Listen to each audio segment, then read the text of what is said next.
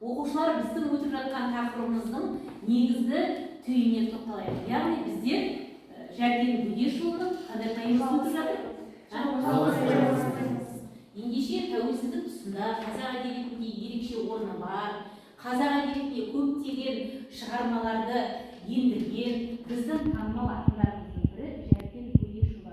Шөлге түссем құланмын, көкке жүзсем үйрек бір, тау шарласам қыранмын деп ерекше өзінің бойында осынау қасиетін біздің әдебиеттегі ерекше тақырыптармен байланыстырады.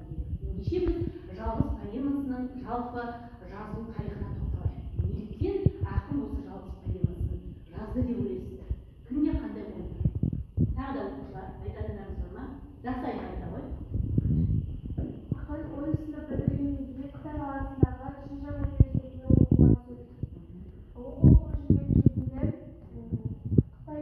Қытайдан мәдениет төңкерісі басталады. Төңкеріс кезінде қатты қиындықтар көргеннен кейін достарымен бірге Қазақстанға қашып кетеді. Сол кезде жалғыздықты сезініп, жалғыз поэмасын жазады. Ендеше тағы да басқа оқушыларда қандай пікірлер бар? Жалғыз поэмасын жазудағы тағы да қандай себептер болуы мүмкін? Жақсы оқушылар, экранға назар аудара қояйық. Экранда біз не көріп тұрмыз? Оққа сүйенген жалғыз арқа. Осыны түсіндірейік. Ол тауы, әсем. Сонда адамның бейнесі мылтық ұстаған. Одан кейін Келесіде арқаны көздеп тұрған. Үшіншісінде тауда тұрған арқан. Неліктен арқан? Арқанмен осы поэманың ішіндегі байланыс неліктен не ойлайсың? Өйткені арқан киелі арқаның бірі, және де бұл поэмадан бейнеленген себебі ол мысалы оққа ұшқан кезде басқа жануарлардан ерекшеленеді, яғни тәулік бойы оқ жарылады. Егер ол оқ денесіне неткен келейді? Сіңген келейді, тәулік бойы қақшиып бір орында тұрады. Міне, неліктен ақын енді осы арқарды поэмаға өзек қылады? Неліктен не ойлайсың? Неліктен поэмаға өзек қылады?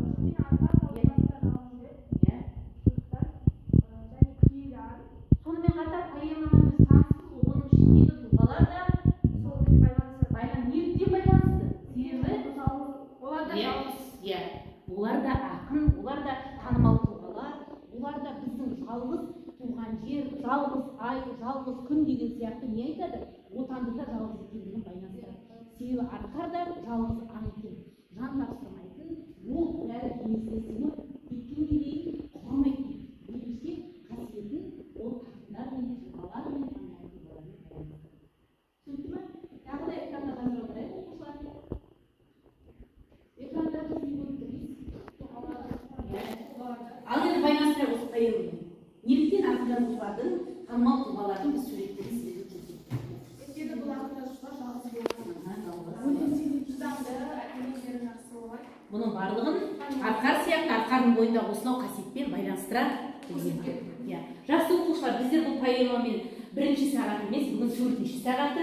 Ендеше біз жалғастырамыз. Ендеше бүгінгі біздің сабағымыздың тақырыбын осы суретке қарай отырып болжайықшы. Не туралы сөз қозғалуы мүмкін? Тарихи тұлғалар, тамаша, сосын құндылықтар болуы мүмкін. Себебі бұл біздің тарихтағы танымал тұлғалардың қатары. Түсінікті ме? Дәптерлерімізді ашамыз. Бүгінгі сабақты жазамыз. Бүгін бізде мамырдың 12-сі. Жәркен Бөдешұлының жалғыз поэмасының тарихи құндылығы. Сабақтың мақсатына назар аударайық оқушылар. Бүгінгі сабағымыздың мақсаты шығарманың тарихи және көркемдік құндылығын анықтап баға береміз.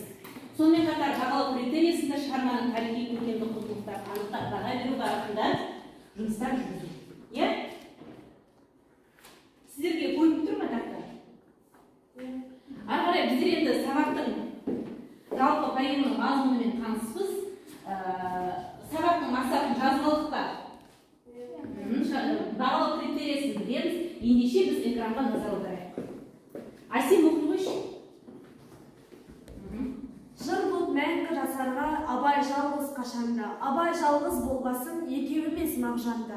Аспанды бұлт торлайды жауынсыз жер. Жалғызсыз жер сорлайды, Абылайхан жалғыз болғасын, Бұқар екеу болмайды. Жақсы, тоқтай қояйық. Осы өлең жолдарында тарихи тұлғаларға тоқталайық. Махамбет, Исатай, Абай, Махамбет, Исатай. Бұлар кімдер?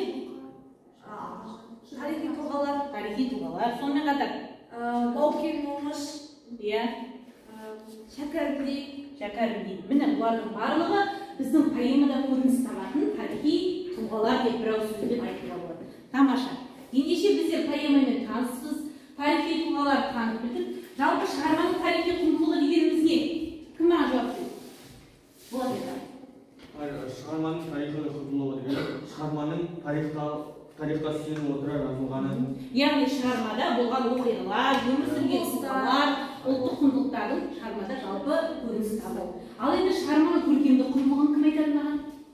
Шығарманың көркемдік құндылығын айтады. Кім айтады? Тездетеміз оқушылар.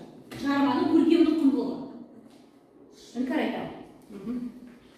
Шығармада көркемдегіш құралдардың мол болуы оқырманға және әсер етеді. Яғни шығармадағы оқыған біз сөздердің барлығы бізге әсер етеді. Ол неліктен әсер етеді? Себебі көркемдегіш құралдар көп кездеседі. Жақсы, төрт сөйлем әдісіне назар аударайық оқушылар. Біздер бұрынғы сабақта да осы төрт сөйлем әдісін пайдаландық. Ендеше бірінші топқа біз поэманың тарихи құндылығын, екінші топқа поэманың көркемдік құндылығын береміз. Жұмыс жасаймыз, тездетеміз, дәптерімізге жазамыз. Яғни бірінші біз пікір жазамыз, екінші дәлел, үшінші мысал, төртінші қорытынды. Ауызша айтам дейтін оқушылар болса болады. Бірінші сіздер поэмамен танысыздар, ендеше бірінші пікір. Пікірге бір сөйлем. Сіздерде шығарманы дейсің. Тарихи құндылығы, айтамын. Пікір. Тарихи құндылыққа тарихта ізбат тұлғалар мен бейнесі мен ұлттық құндылықтарын дәріптелген. Дәріптелген. Жақсы. Шығармада ары қарай дәлел ме? Абылайхан, Бұқар, Махамбет, Исатай, Бауыржан Момышұлы сынды ұлы тұлғалар мен отан сүю, туған жердің қадір-қасиетін ұғыну, ата-атаға бөліну, бірлікті сақтау сынды құндылықтар жазылған. Тамаша, сіздер жұптасып жұмыс жасап біздер топта, жақсы, ары қарай. Мысал. Махамбет жалғыз құбылыс, Исатай оғыз құрылыс, немесе сен де жалғыз батырсың, ер Баукен Момыш әулеті деп Бұндағы, тамаша. Тамаша, Махамбет сынды танымал тұлғалар. Қорытынды. Ақын тарихи және қазақ халқына тән құндылықтар сөзінде отырып, оққа сенген жалғыз ақындай деген ұғыммен шебер байланыстыра білген. Тамаша. Ары қарай келесі топ дайынбыз ба? Шығарманың сіздер көркемдік құндылығын айта алыңыздар.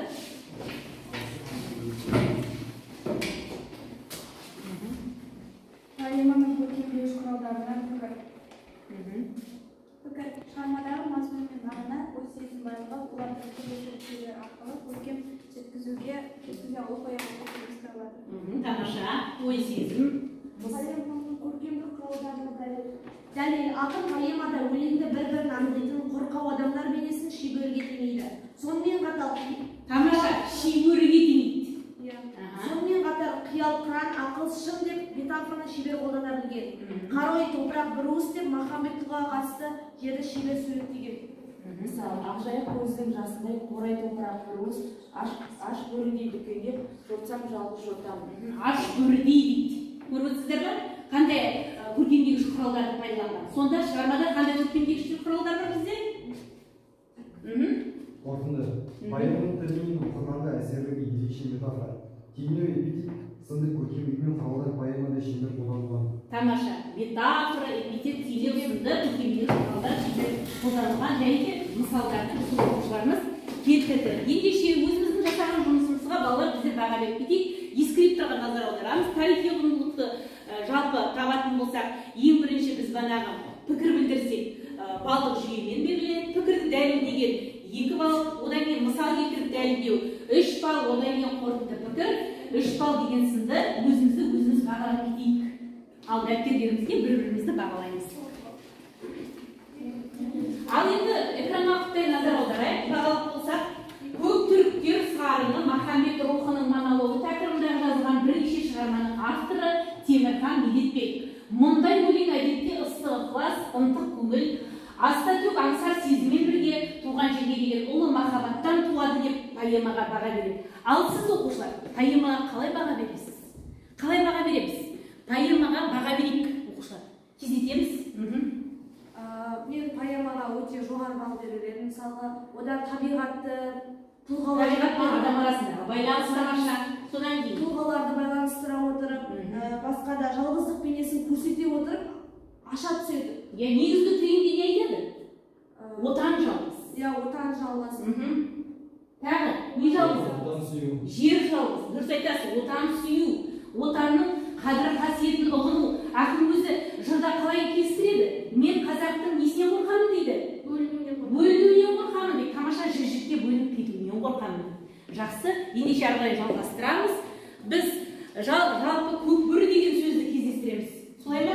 Көкбөрі деген сөздің мағынасына тоқталып кетейікші. Аружан айта қойшы. Көкбөрі дегеніміз Тұрамыз орнымыздан, иә. қазақтың жігіттерін көкбөріге теңеген. Мысалы, Түркі тектес қалдықтарға айтылады. Тамаша. қазақтың жігіттері бөлінбей топ-топпен жүреді. Яғни көкбөрі деген ерліктің батырлықтың шаңы сияқты іспеттес. Иә, тамаша. Ендеше бұл сөзге біз тек тоқталған жоқпыз. Одан бұрын біз 3Q дейтін әдіске тоқталайық. Яғни бүгінгі сабағымызда қызықты болған тұсын сіздердің қолдарыңызда мынадай балалар, иә, арқардың бейнесі бейнеленген, сіздерге кері байланысқа берілген осындай мечелер бар. Соған жазамыз, қызықты болған тұсын көк аспанның тұсына, құнды болған тұсын арқар бейнесінің тұсына, қиын болған тұсты тау тұсына. Яғни бүгін не қызықты болды бізде? Сабақта. Мендер айтауыз, не қызықты болды? Бүгінгі сабағымызда 4 сөйлем әдісі өте тиімді болды деп есептейміз. Иә, тағы да енді құнды болған не болды? Құнды. Құндылығы бүгінгі сабақта. Құндылығы, тарихи құндылығы. Тарихи тұлғаларға тоқталдық. Сосын тағы қандай құндылығы болды? Тез. Туған жер отанның қадір қасиетін оқытты. Ал енді қиын не болды? Қиын болған тұстарымыз бар ма? Ендеше біз кері байланысты жаза қоямыз. Үйге берілетін тапсырмаға назар аударайық экранға. Айға қарап ұлыған мен бір жалғыз көкбөрі тақырыбында тафт әдісіне саламыз. Яғни тафт әдісін біздер оқушылар білеміз. Бұл эссе жазуға өте тиімді әдістің бірі. Яғни көріп отырғанда бірінші тезис жазамыз, екінші аргумент, үшіншісі факт, төртіншісі талдау, одан кейін бесіншісінде тұжырыммен біз барлық ойымызды жинақтаймыз. Бұл сіздердің балалар эссе жазудағы қабілеттеріңізге шыңдау әдісі ретінде беріліп отыр. Үйге берген тапсырма түсінікті ма? Кері байланыстар жаздық па?